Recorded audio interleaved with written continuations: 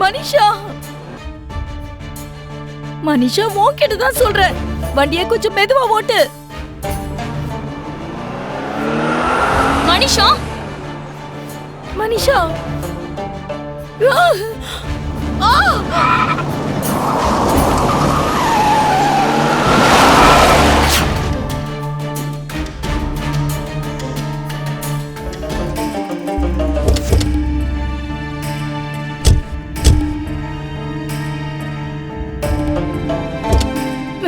இறங்க.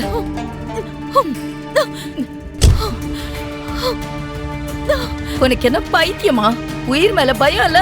ஏதாவது ஒண்ணு ஆயிருந்தா 3 பேரும் செத்துருப்போம். இனி சாக என்ன இருக்கு ஆண்டி? மித்ரா எந்த நிமிஷத்துல லக்ஷ்மி கழுத்துல தாலி கட்டினானோ அந்த நிமிஷமே நான் செத்து போயிட்டேன்.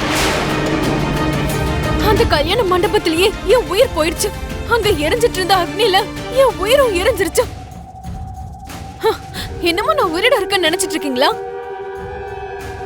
ஹே, நீ என்ன பேசிக்கிட்டு இருக்க மனிஷா? அந்த மித்ரா உன்னை கல்யாணம் பண்ணிக்கலனா உனக்கு வேற வாழ்க்கையே இல்லையா? அவ உன்னை விட்டுட்டு போனதுக்காக வாழவே கூடாதுன்னு நினைக்கிறியா? முடியாது மாம், கண்டிப்பா வாழ முடியாது.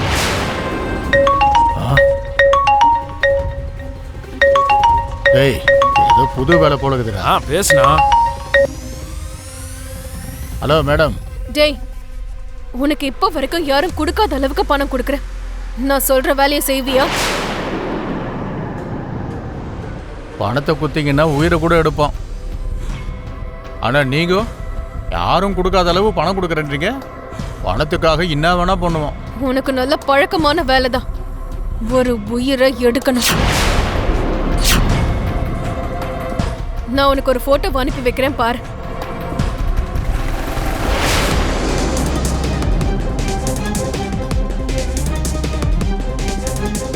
பார்த்துட்டேன் மேடம். அவங்க 2 பேரும் இப்ப கார்ல போயிட்டு இருக்காங்க. லொகேஷனை நான் அனுப்புறேன். அந்த பொண்ணோட உயிர் காத்துல கலந்துடணும். அதை நான் பார்த்துக்கிறேன் மேடம். நான் முதல்ல அட்வான்ஸ் அனுப்புறேன். உயிர் போயிடுச்சுன்ற வார்த்தை என் காதுல விழணும். அப்புறம் பேலன்ஸ் அமௌண்ட் அனுப்புறேன். வேலை முடிஞ்சோன்னு ஃபோன் பண்ணுறேன் மேடம். ஏய், விக்ரம் பாயை வர சொல்லுடா. மனிஷா, இப்பவே உன் வாழ்க்கை தலைகீழா மாறிடுச்சு. இதுக்கு மேலேயும் நீ ரிஸ்க் எடுக்கணும்னு நினைக்காத. இந்த மாதிரி செய்யறதுல உனக்கு எந்த பிரயோஜனமும் இல்ல. என் ரத்தம் கொதிச்சுக்கிட்டு இருக்கு. அதை தணிக்கிறதுக்கு இது தவிர வேற வழியே இல்ல. தயவு செஞ்சு இந்த விஷயத்துல நீங்க குறுக்க வராதீங்க. உன் இடத்துல யாரா இருந்திருந்தாலும் கண்டிப்பா இந்த மாதிரிலாம் செஞ்சிருக்கவே மாட்டாங்க. அதனாலதான் உனக்கு எவ்வளவு தேங்க்ஸ் சொன்னாலும் அதுக்கு ஈடாகாது.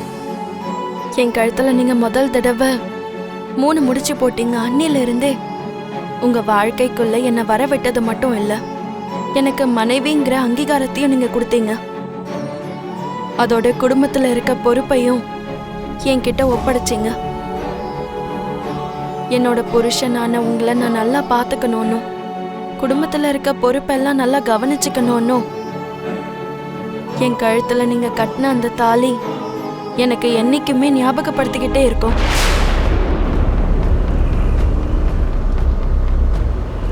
எனிஹவ், ஆனா எனக்கு ஒரு விஷயம் நல்லாவே புரிஞ்சிருச்சு. என்ன அது? இதுக்கப்புறமும் உனக்கு தேங்க்ஸ் சொல்ல வேண்டிய சிச்சுவேஷன் எனக்கு நிறைய வரும். அதனால நான் தேங்க்ஸ் சொல்றதுக்கு ப்ரிப்பேரா இருக்கணும்.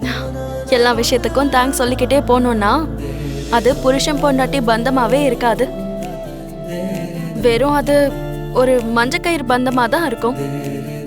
அதனால இனிமே நீங்க தேங்க்ஸ் சொல்றத நிறுத்தி ஆகணும். அது சரி, எனக்கு ஒரு டவுட். என்ன அது? அப்பாவும் சஞ்சயும் சேர்ந்து ஒரு நாடகம் ஆடினாங்க. அது நல்லா இருந்தது. ஆனா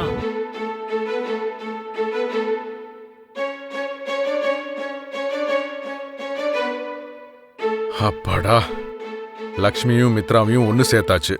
லக்ஷ்மிக்கு அநியாயம் நடக்காம நான் காப்பாத்திட்டேன். அந்த கடவுளோட துணையால எல்லாம் நல்லபடியா நடந்து முடிஞ்சிருச்சு. ஜெயதேவையா, நீங்களா? வாங்க வாங்க, உட்காருங்க. வணக்கம். வணக்கம், உட்காருங்க. அரவிந்த் அம்மா வர சொல்லி ஃபோன் பண்ணாங்க. ஓ, நீங்க வந்துட்டீங்களா? அம்மா வணக்கம். வணக்கங்க. அரவிந்தா, இப்ப எதுக்கு இவரை வர சொல்லியிருக்க? மருமக நல்லா இருக்கணும்னு நினைக்கிறதுல தப்பு இல்ல. ஆனா நம்ம பையன் நல்லா இருக்கணும்னா அது மருமக கையில தான் இருக்குங்கிற விஷயத்த நீங்க மறந்துடுறீங்க. ஆனா நீ இப்ப எதை பத்தி பேசுறேன்னு எனக்கு புரிய மாட்டேங்குது. லக்ஷ்மியால மித்ராக்கு என்ன கண்டம் ஏற்படும்னு நான் பயந்துகிட்டு இருக்கேங்க. அதனாலதான் அவங்க 2 பேரும் பிரிஞ்சதும் நான் ரொம்ப சந்தோஷப்பட்டேன். ஆனா இப்போ அவங்கள நீங்க மறுபடியும் சேர்த்து வச்சிட்டீங்க. இப்போ திரும்பவும் மித்ராக்கு என்ன ஆகுமோ ஏதாகுமோன்னு பயமா இருக்கு. ஆபத் பாண்டவனா ஜோசியர் நம்மள பார்க்க வந்திருந்தாரு. ஆனா அவர் சொல்ல வந்தது சொல்லவே இல்ல. அரவிந்தா, எல்லாம் நல்லபடியா முடிஞ்சிருக்கு. நீ ஏன் திரும்ப முதல்ல இருந்து ஆரம்பிக்கிற? ஜோசியர் மட்டும் சுயநனவோட இருந்திருந்தா உனக்குள்ள இருக்கிறது மூட நம்பிக்கைன்னு புரிய வச்சிருப்பாரு.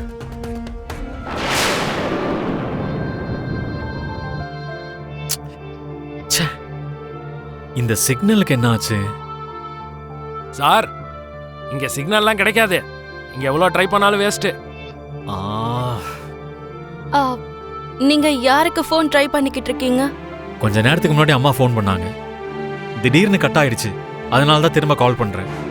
சரி, நீங்க கார் ட்ரை பண்ணும்போது எதுக்கு ஃபோன் அட்டெண்ட் பண்ணி பேசுனீங்க? கொஞ்சம் விட்டுருந்தா பெரிய ஆபத்தாயிருக்கும்ல. அதான் ஒண்ணு நடக்கலையே லக்ஷ்மி.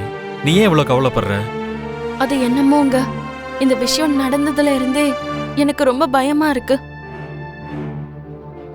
ஏதோ ஒரு தப்பு நடக்க போதோன்னு தோணுது. நம்ம இப்ப போறத வேணா நிறுத்திடலாமே. வீட்டுக்கு திரும்பி போறதுதான் நல்லதுன்னு தோணுது.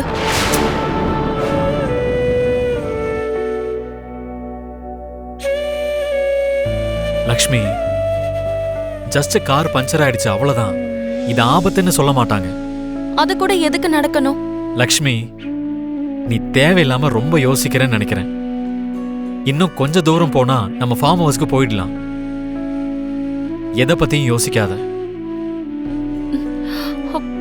நீங்க எங்க போகணும் சார்? ஃபாரஸ்ட் ஹெவன் ரெசார்ட் இருக்குல்ல, அங்க போகணும்.